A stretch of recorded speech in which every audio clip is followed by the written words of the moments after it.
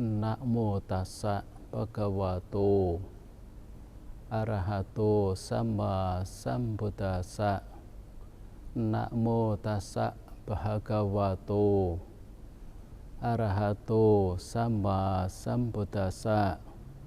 Namo tassa bhagavato arahato sama sambuddhassa. Uttanawato satimato sucikamasa nisamakarino sanyatasa ca dhamma jiwino apamatasa yaso biwadati ti. Kehormatan berkembang pada ia yang rajin, penuh perhatian, berperilaku bersih, penuh pertimbangan, berpengendalian, berpenghidupan sesuai Dhamma, dan tidak lengah. Dhammapada syair 24. Para bapak dan ibu, saudara-saudara, segenap umat Buddha yang berbahagia, Trisuci Waisak merangkum 3 peristiwa penting dalam sejarah kehidupan Guru Agung Buddha Gautama. Ketiganya adalah kelahiran, pencapaian pencerahan sempurna, dan purna kemangkatan. Pangeran Siddhartha lahir pada 623 sebelum Masehi di Taman Lumbini, Kapilavatthu, Nepal. Menjalani hidup sebagai pertapa selama 6 tahun dan merealisasi pencerahan menjadi Buddha pada 588 sebelum Masehi di Bodh Gaya, India. Dan beliau mangkat atau mencapai parinibbana atau mahaparinibbana pada 543 sebelum Masehi di Kusinara, India. Peristiwa-peristiwa suci itu terjadi pada momen hari Purnama Sidhi di bulan Waisak. Umat Buddha di seluruh dunia memperingati Trisuci Waisak dengan beragam upacara puja dan kegiatan sosial sebagai bentuk penghormatan kepada Guru nan Agung. Para bapak dan ibu, saudara sedama yang berbahagia,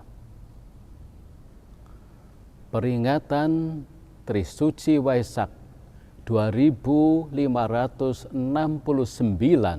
tahun Buddhis tahun ini jatuh pada hari Senin tanggal 12 Mei 2025. Tema Waisak yang diusung Sangha Theravada Indonesia adalah kebijaksanaan dasar keluhuran bangsa. Kebijaksanaan atau panya merupakan salah satu pokok bahasan yang sangat ditekankan dalam ajaran Buddha. Dengan melatih dan mengembangkan kebijaksanaan melalui pembelajaran, perenungan, dan pengembangan kualitas batin dalam laku hidup sehari-hari akan menjadi sumber bagi timbulnya pandangan bijak kehidupan, dan juga menciptakan keadaan yang kondusif bagi tingkah laku seseorang dalam kehidupan bermasyarakat. Menjadikan momentum Waisak untuk merefleksikan sekaligus menjalankan Dhamma, ajaran Buddha, merupakan sebuah cara yang mendalam untuk memaknai Trisuci Waisak. Peradaban bangsa yang luhur, peradaban sebuah bangsa tidak bisa hanya diukur dari segi kemajuan ekonomi dan perkembangan teknologi, tetapi juga meliputi sisi moral dan spiritual masyarakatnya. Dengan diakuinya sejumlah agama dan aliran kepercayaan di negara kita ini, maka dapat dikatakan bahwa Indonesia merupakan negara religius yang kaya akan falsafah hidup dengan mengacu pada keyakinan masing-masing. Setiap agama, tidak terkecuali agama Buddha, mengajarkan nilai-nilai kebaikan yang menuntun pada pencapaian-pencapaian lahir dan batin bagi tiap-tiap individu yang melaksanakannya. Di samping itu, implementasi nilai-nilai luhur yang terkandung dalam ajaran agama yang dianut memiliki peranan signifikan dalam menjaga kestabilan bangsa dan negara. Nilai-nilai luhur itu meliputi berbagai hal positif yang mengantarkan pada keselarasan dan ketentraman seperti kejujuran, keadilan, kedamaian, serta masih banyak lainnya. Semua merupakan himpunan aspek positif yang amat berguna dalam tata perilaku sosial yang menjalin hubungan harmoni antar manusia terlepas dari latar belakang yang beragam dan berbeda-beda. Oleh karena itu, penting untuk memiliki pemahaman yang benar serta dengan perniatan yang benar kemudian tercermin dalam bentuk tindakan nyata dalam kehidupan sosial masyarakat. Ada banyak fenomena sosial yang bisa dijadikan sebagai indikator keluhuran bangsa. Beberapa di antaranya, misalnya keadilan sosial, keharmonisan di tengah perbedaan, termasuk dalam kepedulian terhadap lingkungan alam sekitar. Demi mewujudkan semua itu, peranan dari jajaran para pemimpin, pemerintah dalam hal ini, sebagai pengampu kebijakan, memiliki andil yang sangat menentukan lewat berbagai putusan-putusan kebijakan-kebijakan yang telah dirumuskan. Sebaliknya, kesadaran kolektif dari masyarakat tidak bisa dianggap sepele atau kecil. Masing-masing memiliki peranan dalam hal yang sama. Yang penting, upaya secara kolaboratif di antara para pemimpin dan rakyat itu menjadi syarat mutlak untuk terciptanya bangsa negara yang luhur. Kebijaksanaan sebagai dasar kualitas batin.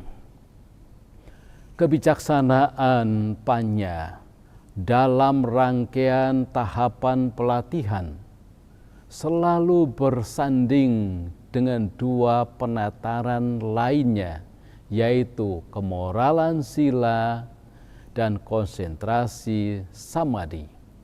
Disebutkan bahwa kemurnian dari moral atau akhlak yang terpuji ialah permulaan yang pada akhirnya menggegaskan perkembangan atau pengembangan konsentrasi dan kebijaksanaan sebagai bagian dari kualitas batin yang bernilai. Kebijaksanaan itulah yang dapat dijadikan atau menjadikan seseorang dengan jelas mengetahui dan bisa membedakan hal yang benar dan hal yang salah, hal yang baik, hal yang tidak baik, hal yang bermanfaat, hal yang tidak bermanfaat, hal yang nyata atau hal yang tidak nyata. Begitu banyak ungkapan guru agung Buddha dari berbagai khotbah guna mendorong para siswanya untuk mengembangkan kebijaksanaan dengan alasan bahwa kebijaksanaan itu memiliki peran yang signifikan dalam peningkatan kualitas batin tiap-tiap orang. Pada kenyataannya, saudara-saudara, melatih dan mengembangkan kebijaksanaan memberikan manfaat yang luas dari peningkatan kualitas batin seseorang. Lebih jauh lagi, dalam cakupan hidup berbangsa dan bernegara, kebijaksanaan dengan jelas akan menciptakan hubungan yang membangun kualitas hidup di tengah-tengah kehidupan bermasyarakat. Merujuk pada Cakkawati Sihanada Sutta, salah satu khotbah populer guru Buddha dalam Tiga Nikaya, kriteria bangsa yang ideal digambarkan selayaknya bangsa yang dipimpin oleh pemimpin yang mampu menjalankan tugas dan kewajibannya dengan bijaksana. Bijaksana artinya bisa memecahkan tiap-tiap masalah yang dihadapi oleh bangsa itu sendiri, yang dilakukan tentunya mulai dari para pemimpinnya yang bijak itu. Bijak dalam mengatur setiap urusan demi kesejahteraan rakyatnya, serta adil dalam penegakan hukum yang berlaku. Khotbah tersebut hanya satu contoh dari sekian banyak petunjuk bagaimana menciptakan keluhuran sebuah bangsa. Dalam banyak rujukan lainnya, guru Buddha secara konsisten menandaskan peranan penting dari kualitas batin kebijaksanaan. Selain menjadi mutu batin yang wajib dimiliki oleh seseorang atau sekelompok pemimpin, kebijaksanaan juga harus tertanam dalam hati setiap rakyatnya.